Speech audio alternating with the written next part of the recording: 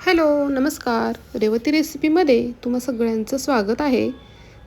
तर अयंगर स्टाईल मस्त मावा केक बनवलेला आहे आणि हा केक आहे ना एकदम हेल्दी आणि पौष्टिक आहे, कारण हा केक आपण गव्हाचं पीठ आणि रव्यापासून बनवलेला आहे. तर बघू शकता मस्त जाळीदार, एकदम स्पॉन्जी, मऊ लुसलुशीत असा आपला आहे ना केक इथे तयार झालेला आहे आणि अगदी घरच्या साहित्यांमध्ये आपण बनवलेला आहे. तर व्हिडिओ स्किप न करता पूर्ण बघा. व्हिडिओ जर आवडला तर व्हिडिओला एक लाईक करा. चॅनेलवर नवीन असाल तर चॅनेलला सबस्क्राईब करा. तर सगळ्यात प्रथम आपल्याला आहे ना ज्या भांड्यामध्ये आपल्याला केक बेक करायचं आहे ना ते भांडं घ्यायचं. इथे मी केक टीन घेतलेलं आहे. तुमच्याकडे केक टीन नसेल तर तुम्ही कुकरचा डब्बा किंवा पातेलं घेऊ शकता. आणि थोडंसं तेल लावून आहे ना आपल्याला सगळीकडे व्यवस्थित तेल लावून घ्यायचं आणि त्याच्यामध्ये ना गव्हाचं पीठ टाकणार आहे आणि गव्हाच्या पिठाने आपल्याला हे ना छान असं कवर करून घ्यायचं आहे. बटर पेपर असेल तर फक्त तेल लावायचं आणि बटर पेपर ठेवून द्यायचा. बटर पेपर नसेल तरी काही हरकत नाही. ह्या पद्धतीने छान असं पीठ आपण लावून घ्यायचं. तर त्याच्यानंतर ना एका डिशमध्ये ना आपण टुटी फुटी घेणार आहे आणि ह्याच्यामध्ये ना गव्हाचं पीठ टाकणार आहे आणि गव्हाच्या पिठामध्ये छान अशी घोळवून घ्यायची आपल्याला टुटी फुटी. हे का करायचं तर ह्याच्यामुळे ना आपण ज्यावेळेस बॅटरमध्ये टुटी फुटी टाकतो ना तर ह्या पद्धतीने गव्हाचं पीठ किंवा मैदा लावला ना टुटी फुटीला तर ते सगळीकडे व्यवस्थित अशी पसरली जाते. नाही तर खाली भांड्याच्या तळाला लागते, एका जागेवरती होते. त्याच्यामुळे अगोदर आपल्याला टुटी फुटी अशी मिक्स करून घ्यायची. आता मिक्सरचं भांडं घेतलेलं आहे मोठं, त्याच्यामध्ये मी 1 वाटी आहे ना बारीक रवा घेतलेला आहे आणि त्याच वाटीचं माप घेऊन 1 वाटी गव्हाचं पीठ घेतलेलं आहे. अगदी परफेक्ट असं हे प्रमाण मी तुम्हाला सांगितले आहे. ह्या पद्धतीने नक्की करा. 1 वाटी रवा, 1 वाटी गव्हाचं पीठ आणि 1 वाटी साखर घेतलेली आहे. समप्रमाणात घेतलेलं आहे. आता अर्धी वाटी आहे ना फ्रेश असं दही घेतलेलं आहे. केक बनवताना दही आपलं आहे ना ताजं असलं पाहिजे आणि जास्त आंबट नको आहे. अर्धी वाटी दही घेतलं आहे. आता ह्याच वाटीने पाऊण वाटी तेल घेतलेलं आहे. कोणतंही तेल वापरू शकता, फक्त ज्या तेलाचा उग्र वास असतो ना, मोहरीचं तेल असतं, राईचं, ते तेल वापरू नका. आणि 1 वाटी आहे ना कोमट असं दूध घेतलेलं आहे.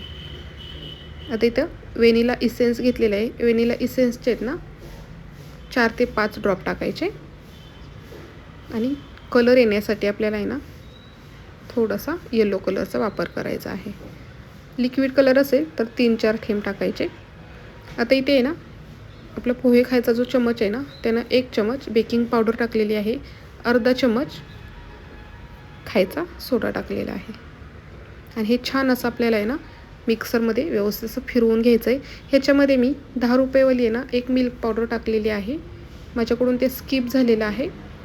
तर हे बघा छान असं बॅटर आपलं तयार झालेलं आहे.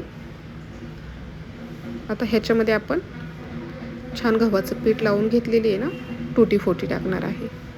आपण इथे दुधाचा वापर केलेला आहे आणि मिल्क पावडर टाकलेली आहे, त्याच्यामुळे छान मावासारखा आपला केक लागतो. अगदी मस्त असा. हे व्यवस्थित असं आहे ना मिक्स करून घेऊयात. छान व्यवस्थित असं हे मिक्स करून घ्यायचं. बॅटरही बघू शकता एकदम असं हलकं फुलकं झालेलं आहे आपलं. एका साईडला तोपर्यंत मी आहे ना कढई गरम करायला ठेवलेली आहे. कढई छान अशी फ्री हीट करून घ्यायची 1-10 मिनिट. आता इथे मी केकचा टीन घेतलेला आहे, त्याच्यावरती आपलं हे बॅटर टाकून घेऊयात.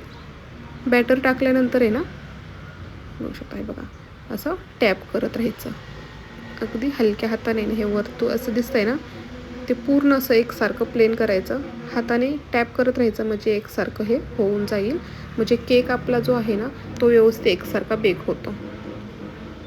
छान असं प्लेन झालेलं आहे. आता ह्याच्यावर अजून छान दिसण्यासाठी आपल्याला आहे ना टुटी फुटी टाकायची आहे आणि कढई आपली छान अशी फ्री हीट झालेली आहे. कढईमध्ये खाली मी मिठाचा वापर केलेला आहे. मिठाचा वापर नाही केला तरीही चालेल आणि वरती असं स्टँड ठेवायचं आणि त्याच्यावरती आपला केकचा टीन ठेवायचा आणि झाकण ठेवायचं आणि एकदम बारीक गॅसवरती एक 25 ते 30 मिनिट आपल्याला केक छान असा बेक करून घ्यायचा आहे. 30 ते 35 मिनिटामध्ये आपला केक छान असा बेक होतो आहे. बघू शकता कलरही खूप सुंदर आलेला आहे आणि मस्त असा केक आपला आहे ना छान फुगलेला आहे. आता हे आपण थंड करून घेऊयात. छान असा केक आपला थंड करून घेतलेला आहे. ह्याच्या कडा आहेत ना पूर्णपणे अशा सैल झालेल्या आहेत, पाहू शकता. तरीही मी सुरीच्या साहाय्याने ना पूर्ण अजून कडा ह्याच्या सैल करून घेणार आहे. पाहू शकता मस्त असा आपला केक बेक झालेला आहे. खूप सुंदर असा सुगंध येतोय. आता एका ताटामध्ये आपला केक आहे ना काढून घेऊयात.